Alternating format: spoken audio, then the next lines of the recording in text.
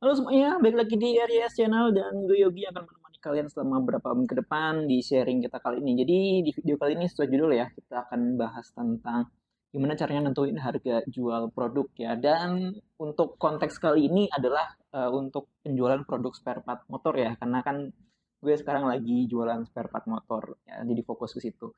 Walaupun ke depan mungkin gue pengen ada produk-produk lain sih ya, cuman mungkin gue bakal fokus. Dan untuk menentukan harga jual ini sebenarnya gampang-gampang susah ya. Jadi ya banyak gampangnya dibandingkan susahnya.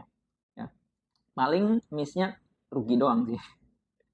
Ya karena ada beberapa hal mungkin eh, kalau misalnya kita nentuin harga jual kan kita bisa lihat kompetitor juga gitu kan. Dan kadang kan agak repot juga kalau misalkan teman-teman main di online yang teman-teman ngikutin perang harga. Nah ini repot banget. Karena kan kalau di online itu kita udah harganya minim ya untungnya minim terus kena biaya admin kena potongan ongkir dan lain-lain lah ya yang udah jualan online kayak di Shopee, Tokped, Lazada itu udah pasti tahu lah ya. Jadi untuk nentuin harga jualnya cukup penting ya, jangan sampai kita rugi kalaupun untungnya tipis. Kita harus lihat sedetail mungkin itu beneran untung atau cuman kelihatan untung ya. Jadi ada beberapa hal yang perlu kita pertimbangkan dan kita bakal bahas satu persatu. Oke, kita mulai dari yang pertama ya. Di sini gue bikin beberapa catatan ya, termasuk nanti di sini ada rumus-rumus untuk nentuin HPP, nentuin margin dan lain-lain ya, dan harga jual dan metode-metode yang nanti teman-teman bisa terapkan ketika mau nentuin harga jual, karena ada beberapa jenis metode ya yang bisa dipakai ya, nggak cuma satu tapi ada beberapa. Nah, nanti kalian bisa lihat lengkapnya dokumennya nanti mungkin setelah video ini tayang, silahkan cek di description. Kalau sudah ada nanti kalian tinggal klik link websitenya, nanti itu kalian bisa dapat termasuk rumus-rumusnya ya. Kita mulai dari yang pertama, itu kita lihat dulu ya, untuk menentukan harga jual kita perlu tahu faktor yang menentukan si harga jual ini apa aja. Yang pertama pasti ada biaya operasional dan pengadaan barang. Biaya operasional itu termasuk eh, apa namanya, listrik, terus sewa tempat ya. Kalaupun teman-teman udah punya tempatnya, teman-teman tetap harus hitung biaya penyusutan ya, pajak, terus apa lagi biaya karyawan ya, dan operasional lainnya lah ya, yang sifatnya itu setiap bulan itu ada, itu bahkan mungkin setiap harinya keluar. Terus biaya pengadaan itu kayak pengadaan barang ya, biaya pengadaan itu termasuk di dalamnya beli barang dari supplier atau distributor ya, terus ongkos kirimnya ya, terus kemasan, terus penyimpanan ya. Penyimpanan juga teman-teman hitung karena kan mungkin teman-teman harus nyiapin rak. Nah itu rak juga mungkin akan dihitung biaya penyusutan atau teman-teman masukkan itu ke biaya eh, penyimpanan barang tersebut. Karena kan tiap barang ada barang yang kecil ya kayak gini nih, ini kan nggak makan tempat banyak. Ada juga barang yang sedang seperti ini sampai yang besar kayak velg, itu kan makan tempat ya. Nanti teman-teman harus perhitungkan ini, itu ada biayanya, teman-teman harus hitung. Itu jarang banget yang pakai metode ini, cuman teman-teman bisa pertimbangkan ya, karena kan mungkin karena sewa tempatnya terbatas, teman-teman harus tetap pertimbangkan hal tersebut ya. Itu pertama. Terus yang kedua itu dari permintaan pasar atau penawaran yang tersedia ya. Jadi hukum ekonomi dasar yaitu permintaan dan penawaran. Ini sangat berpengaruh terhadap harga jual yang nanti teman-teman akan terapkan ya. Semakin tinggi apa namanya, demand-nya, permintaannya, tentu harganya akan semakin mahal ya. Dan juga berlaku sebaliknya, jika pasokannya terlalu banyak, juga harganya akan semakin turun. Ya itu udah hukum pasar ya. Jadi yang selanjutnya kita bisa lihat harga kompetitor seperti apa. Ya, segimanapun kita menentukan harga jual atau keuntungan yang pengen kita dapatkan atau marginnya, kalau misalkan kompetitor itu dia menentukan harga jualnya lebih rendah dari kita, kita juga harus tetap aware melihat, oh ternyata kompetitor, misalkan kita ini roller ini kita ngambil margin 50% misal aja. Ternyata kompetitor ngambil margin cuma 30%. Ya, yang pasti kita akan kalah di pasaran ya.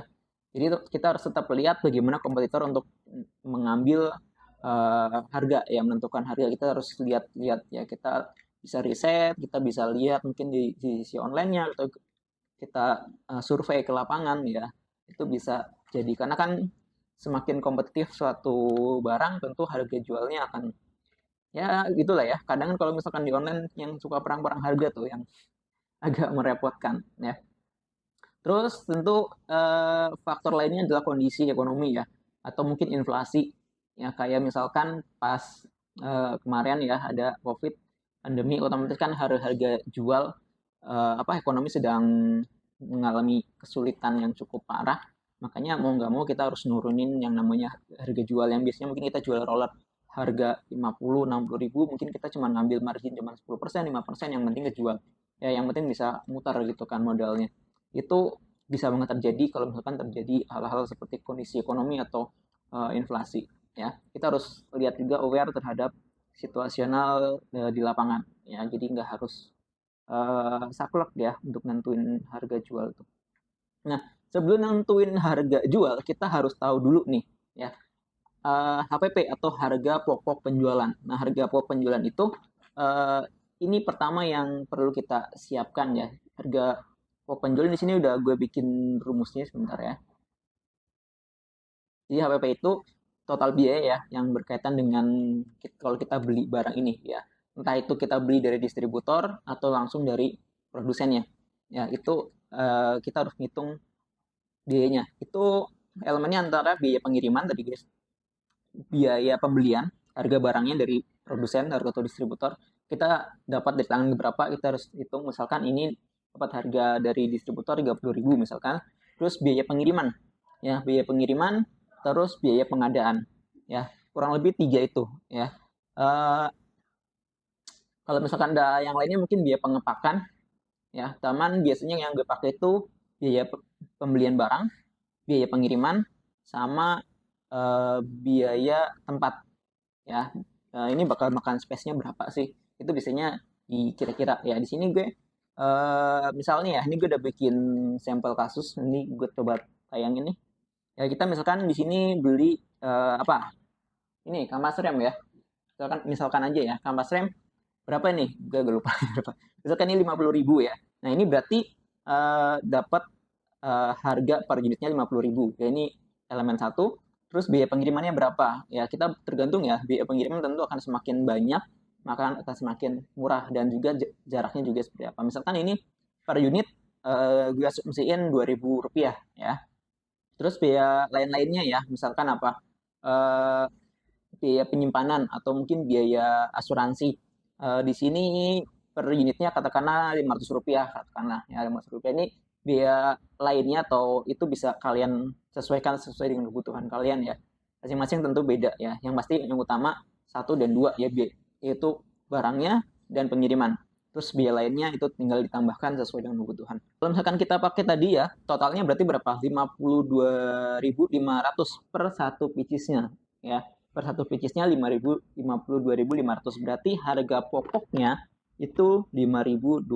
Ini baru harga pokok atau HPP, belum ngambil keuntungan. Jadi kalau misalnya kita jual di bawah ini rugi, tapi kalau ngejualnya pas itu ya nggak rugi dan juga nggak untung, tapi lebih cenderung ke rugi kalau kita jual dengan harga HPP. Kenapa? Karena ada biaya lain-lain yang nggak dihitung, yaitu biaya eh, kayak ini ya, operasional. Biaya operasional kan nggak dihitung. Dengan biaya operasional ini laku nggak laku berjalan. Ya kalau misalkan laku tapi kita di bawah itu, tentu kita akan rugi walaupun itu nggak kelihatan. Ya, jadi ini 52.000 misalkan di sini. Misalkan kita beli 100 pieces ya, berarti biaya HPP-nya berapa? Biaya HPP-nya. Berarti kampas rem 50, jumlah 100 di ini udah 5 juta. Biaya pengiriman 200.000 katakanlah ya. Biaya pengiriman 200.000, biaya penyimpanannya 50.000 ya. Jadi 5.250.000 yaitu HPP-nya.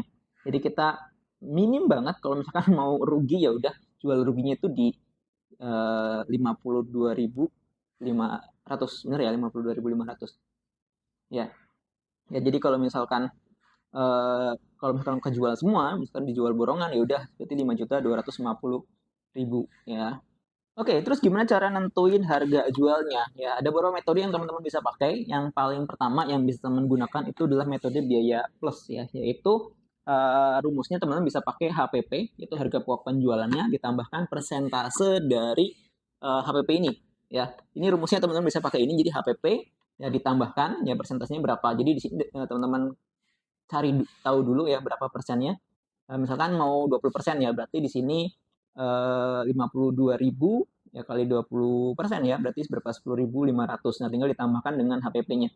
Ya berarti berapa? 52.500 tambah 10.500 berarti 63.000. Nah, itu harga jualnya. Kalau misalkan teman-teman ngambil 20%. Terus yang kedua, teman-teman bisa nentuin harga berdasarkan pasar. Yang tadi gue sebutin, kalian juga bisa lihat kompetitornya gimana. Ya. Kalau misalkan kompetitor di sini kan kalian ngambil margin 20% ya, atau keuntungan 20% dari harga pokok penjualan. Nah, kita lihat di pasar seperti apa. Ya, contohnya misalkan harga di pasar kampas rem ini ya harganya 65.000 misalnya. Terus tadi kan kita dapat berapa? Harga pokok penjualan 63.000. Ya, 63.000. Ya benar, harga 63.000. Jadi kita bisa jual nih 65.000 juga ya, kita masih ada lebih untung ya. Atau kita bisa jual lebih rendah sedikit ya, yaitu 64.000 ya. Karena 63 aja kita udah untung 20%, kita jual tambah jadi 64.000, masih tambah untung lagi, tambah 1.000 rupiah lagi. Ya, lumayan ya. Kalau bisa teman-teman jual sesuai dengan harga pasar atau lebih rendah sedikit aja, jangan terlalu banyak ya. Karena kalau misalkan terlalu banyak, nanti kompetitor ngelihat dan tentu kompetitor tahu harga aslinya berapa. Kalau misalkan dia mau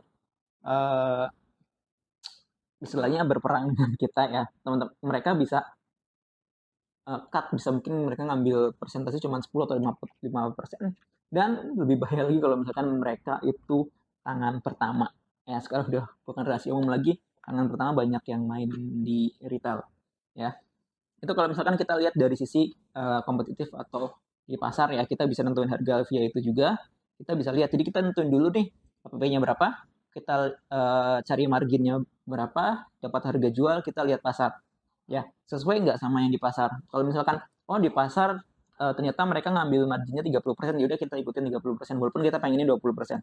Atau sebaliknya, di pasar ini ngambil 10%, kita coba dulu ambil 20% sesuai dengan ingin kita, tapi kalau misalkan ternyata kurang, berarti tinggal kita kurangi ya. Jadi ambil 10% aja lah, biar mungkin kita juga putaran modalnya cepat. Dan ada satu lagi sebenarnya, untuk penentuan harga itu berdasarkan dengan aturan dari merek atau supplier. Ya, karena misalkan contoh dari Samurai Nissin Brake ini. Nah, pihak Nissin biasanya itu nentuin harga retailnya. Misalkan dari sana kita dapat harga 60.000, 50.000 misal. Tapi kita harus jual dengan harga 70.000. Ya, itu kita harus ikutin. Kalau enggak, kita bakal di blacklist sama si Nissinnya. Atau merek-merek lain juga sudah banyak ya, VND juga sama. Ya, kemarin udah dapat surat, teman-teman. Ini para penjual atau retailernya VND gimana? Udah dapat surat belum? Gue kemarin udah dapat surat kalau harus ngikutin aturan yang berlaku, yaitu harga jualnya udah ditentuin. Kalau mau jual harga terendahnya segini. Boleh lebih tinggi mungkin ya, tapi nggak boleh lebih rendah. Ya, tapi sejauh ini mereka mintanya itu sesuai dengan harga pasaran, jangan lebih rendah. Ya, jangan lebih rendah dari harga yang ditentuin, biar ya ini juga biar persaingan cukup sehat juga ya, biar cukup sehat juga. Ini gue suka sama merek-merek yang dia itu ngejaga pasar ya. Walaupun dia juga, ini kan jualan di online juga gitu kan, cuman dia kan juga ngejual di distributor-distributornya, retail-retail yang lainnya, dan harganya cukup stabil gitu. Ya, terus ada juga sebenarnya penentuan harga berdasarkan value. Nah, berdasarkan value ini tentu beda ya. Misalkan ada satu barang, misalkan ini kampas rem. Ini sama-sama kampas rem. Ini kan sama-sama kampas rem nih. Ya, berdasarkan value-nya. Ya, bisa aja. Ini misalkan dari BRT ternyata lebih mahal dibandingkan yang Nissin. Walaupun misalkan dari HPP-nya kita beli dari si brandnya ini atau suppliernya atau distributornya harganya sama, misalkan sama-sama kita beli dengan harga 50.000 ya. Nah, nanti terus sudah misalkan kita hitung HPP-nya 20% gitu kan, Mbak. Tapi kalau misalkan orang tuh lebih percaya pakai Nissin, orang tuh lebih percaya pakai BRT misalkan, salah satunya, tergantung pasar ya. Lebih percaya pakai Nissin ya, kita bisa jual ini lebih mahal karena nilainya lebih tinggi di pasaran ya. Dan ini juga, atau mungkin berlaku sebaliknya ya, itu tergantung dengan kondisi pasar tentunya seperti apa. Karena nilai value ini kan yang nentuin bukan kita, tapi customer ya. Ada yang ngerasa oh pakai Nissin lebih bagus, ya kan?